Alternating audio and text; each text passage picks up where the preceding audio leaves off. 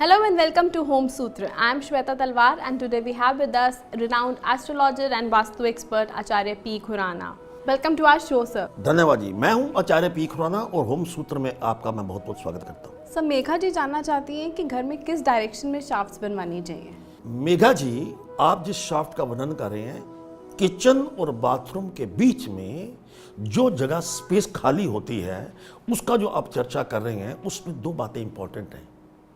Architecture point of view से ऊपर हम उसको अपनी एक खास जगह नहीं दे सकते, जो कंस्ट्रक्शन करेंगे वही जगह देंगे, लेकिन वास्तु का इसमें रोल क्या है वो इंपॉर्टेंट है। वो ये है, अगर आपको शाफ्ट को नजर आती है तो कहीं ना कहीं आपके दिमाग के ऊपर नेगेटिव एनर्जी आएगी, आपके बच्चों का अध्ययन की तरफ मन नहीं लगेगा, आपका सिर दर्द रह सकता है, आपको कोई नेगेटिव एनर्जी हो सकती है। इसलिए इस स्थिति में एक ही बात बनती है कि आप उसके बाहर कोई ना कोई या तो कर्टन लगा दीजिए या कागज लगा दीजिए जिसमें शाफ्ट आपको सीधी नजर ना आए।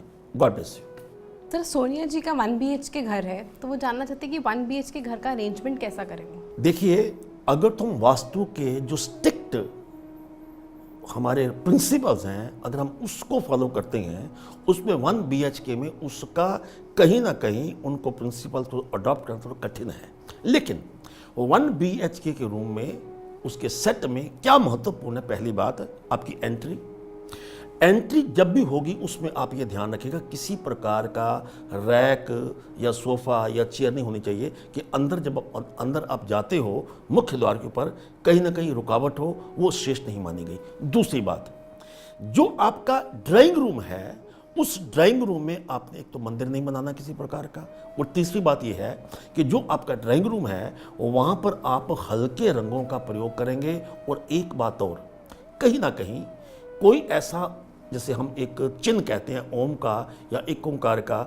या आपकी कोई मूर्ति है या कोई तस्वीर है, उस तस्वीर को, मूर्ति कोई भी 9 इंच से ऊपर नहीं रखनी, लेकिन तस्वीर कोई भी जिसका धर्म के साथ थोड़ा सा संबंध है उसको आप अपने ड्राइंग रूम में दक्षिण दिशा की तरफ बिल्कुल लगा सकते हैं। All the best. Sir, Neha ji जानना चाहती हैं क्या घर में फोल्डिंग बेड्स रखना ठीक है। नेहा जी, आपका प्रश्न आज के जनरेशन के हिसाब से बड़ा ही कमाल का है, बट इट्स वेरी इंटरेस्टिंग। आप जिस फोल्डिंग बेड की बात कर रहे हो, वो फोल्डिंग बेड में कई प्रकार की बुनाई होती है, कहीं प्लास्टिक की होती है, कहीं पे क्या नाम है धागे की होती है, या कहीं ना और प्लास्टिक या कोई भी मटेरियल हो सकता है। एक ही बात का ध्यान रखना है कि वो कभी भी फटा हुआ नहीं होना चाहिए।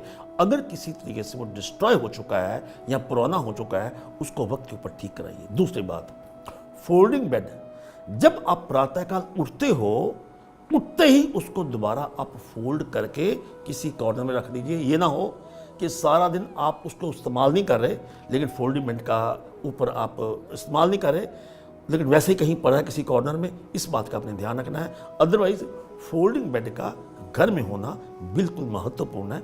All the best. Sir, Rahul ji लिखते हैं कि उनको नींद ना आने की बीमारी है, तो क्या वास्तु उनकी इस चीज़ में कोई हेल्प कर सकता है। अव्वल तो नींद आती नहीं, आती है तो ख्वाब सताते हैं। राहुल जी, नींद ना आने की बीमारी, ये इसका कारण सबसे बड़ा क्या है, कहीं ना कहीं आप पानी का तत्व आपके शरीर की में कमी है। एक तो पानी की आप मात्रा बढ़ा दीजिए, 10 से 16 गिलास पानी पीजिए। दूसरी बात, आपने क्या करना है, जब आप सोते हैं तो साउथ डायरेक्शन की तरफ आपका हेड होना चाहिए। तीसरी बात, सोने से पहले आपने एक बाल्टी में उसको 1/3 पानी भर लीजिए, थोड़ा सा नमक डालिए, अपने पाँव उसमें धोइए, और उसके बाद जब आप सोते हैं तो नींद आपको बिल्कुल ठीक आएगी। तो इस प्रकार होम सूत्र के साथ जुड़ने का आपका बहुत बहुत धन्यवाद। सर, अंकुर माथुर जी जानना चाहते हैं कि क्या उनके घर की डायरेक्शन का उनके करियर ग्रोथ पे भी कोई असर हो सकता है। अंकुर माथुर जी, सबसे ज्यादा महत्वपूर्ण प्रश्न होम सूत्र में आप ही का है।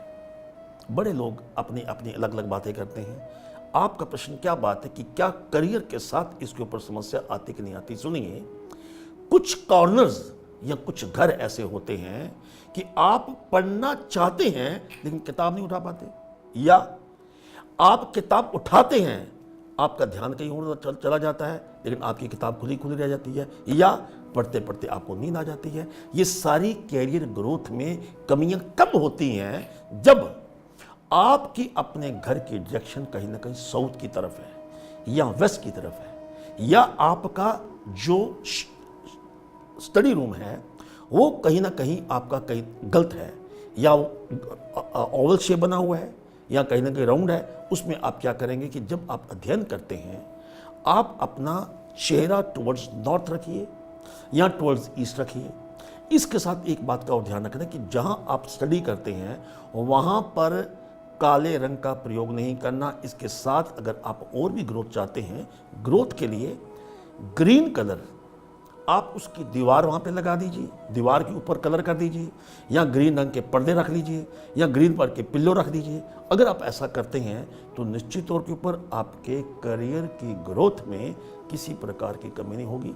Wish you all the best. Thank you for being on our show, sir, and answering all our Vastu queries. जी श्वेता, आपका भी मैं बहुत बहुत धन्यवाद करता हूँ, और सबसे ज़्यादा मैं दर्शकों आपका धन्यवाद करता हूँ कि आपका होम सूत्र के साथ जुड़ने का बहुत बहुत धन्यवाद। एक बात बड़ी गहराई से जान लीजिए, इस दुनिया में जिसका भी नाम है किसी वस्तु का, उसका आपके शरीर के ऊपर, आपके दिमाग के ऊपर ज़रूर असर करता है। तो इसलिए जब भी अपने घर का निर्माण करते हैं या अपने घर में बैठते हैं, हर चीज़ को ये सोचकर कि आजकल फैशन है, हम ये आप किसी ऐसी तस्वीर को या प्रतिमा को या अपने घर में पेंटिंग को ले आइए। जो भी पेंटिंग रखते हैं, कोई भी आप सामान रखते हैं, सोचकर समझकर, क्योंकि वो खास वस्तु कहीं ना कहीं आपकी ग्रोथ में रुकावट पैदा कर रही है, या कहीं ना कहीं आपके घर को वास्तु दोष से पूर्ण कर रही है। तो इसी प्रकार हमारे प्रोग्राम के साथ जुड़े रहिए।